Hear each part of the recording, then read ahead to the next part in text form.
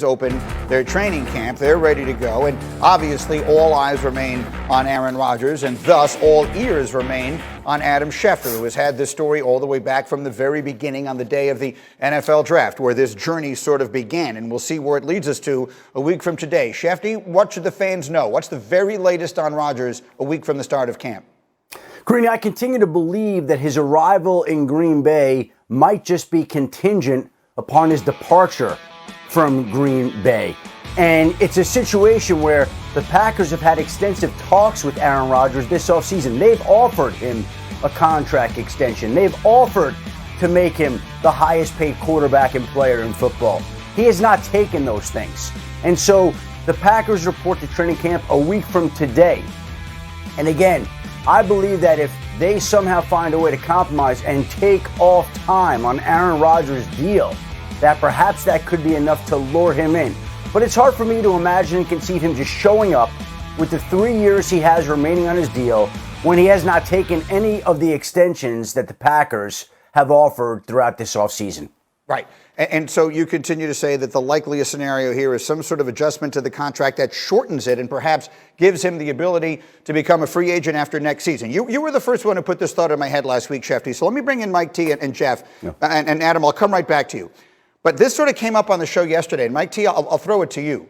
That would scare me to death if I'm the Packers, because if you allow him to become a free agent next year, you lose two things that you currently have. One is the asset that he is. You wind up losing him for nothing at some point. Shefty's already shaking his head, but let me just get through it. You tell me if I'm missing something.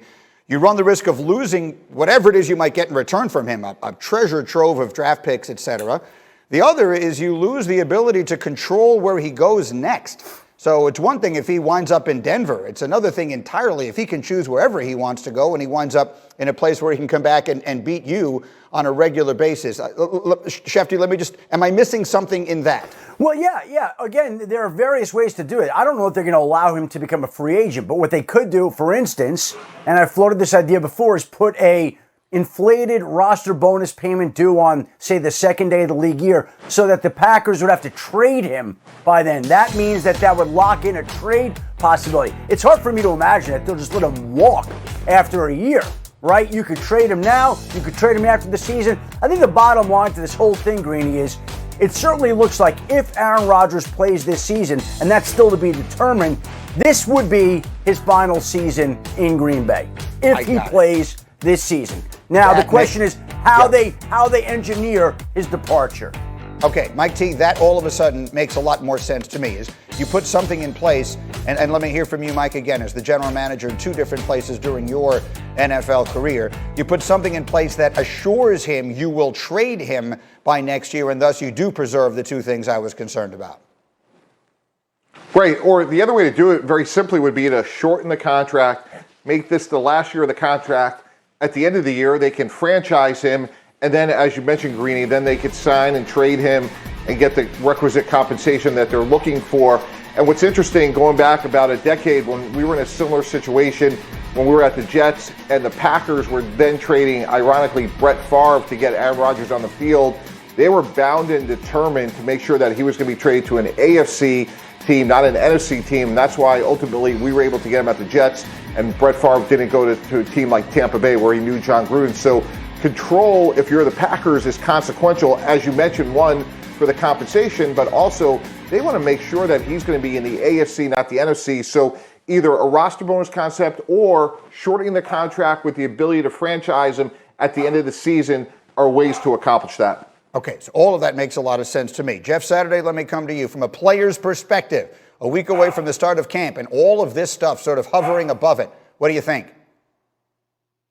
Yeah, I don't think Aaron cares how he gets out. I think he just wants to get out. So if it's one of those things that Mike T just talked about, right? Shorten my contract. This year's the last portion on it. We can negotiate all the details of what type of team you want me to go to, where you want, how you want to control it. We can talk of all those things as long as this is the last season I'm in Green Bay. And and listen. With the Bucks on the brink is tonight, the night they've waited for 50 years in the making in Milwaukee. Man, 1 week to go. Shefty is live. Why Green Bay's best option might be to trade their quarterback after all. And then Here come them Cowboys. Dallas, the first team to report, flying to training camp today. Let the fun begin as we get up with you, starting right now on a Tuesday that begins with this program and could end with the crowning of a champion. We will head there in just a moment after I show you who's gotten up with us early this morning to talk about football today. Schefter is ready to go. Mike Tannenbaum is ready to go. And nothing better than Jeff Saturday on a Tuesday morning. We'll get to them. But we start in Milwaukee, where the championship could be handed out tonight. And what a turnaround it has been for the home team. The Suns took the first two games of these finals with Devin Booker and CP3 combining for 113 points, the most by starting guards through the first two games in a finals since that was cracked 50 years ago. But then the Bucks became the eighth team to fight back after trailing 2-0. Game 4 capped, of course, by the legendary Giannis block on DeAndre Ayton. Then the closing seconds of Game 5, the stellar defense from Jrue Holiday leading to the alley-oop heard round the world. The Bucks' big three combining for 88 points, and that is where we stand as the Bucks come home now with a chance to clinch the championship. Let's hear from those getting ready to go. You can feel the excitement in the city, and last time we were in NBA Finals was 1974, and it's been a while. So I'm happy that the fans are enjoying it. There's 20,000 people in the arena, 25,000 people outside the arena. But we gotta focus. We gotta do our job, and then they can do their job celebrating at the end. But we gotta do our job first. That's right. You got to get there before you can get to the celebration. Zach Lowe gets up with us early this morning. Richard Jefferson will join us in a moment live from Milwaukee. But Zach, let's get into it deeply here. There have been a lot of adjustments that we've seen, but by the time you get to a Game 6, those tend to be few and far between. What specifically do the Bucks need to do tonight to win the championship on their home floor? Just keep doing what you're doing. Every trend in this series has gone gradually and methodically toward Milwaukee. Keep winning the possession battle. Pound the offensive glass.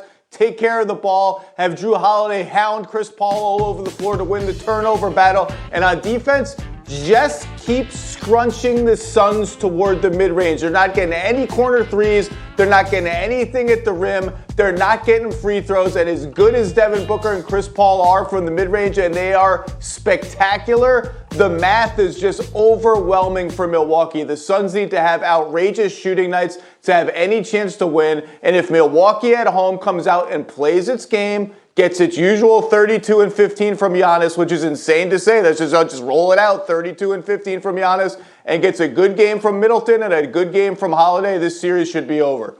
Let me go to RJ, who I'm told we do have now ready to go live from Milwaukee. There he is, Richard Jefferson, if he can hear me.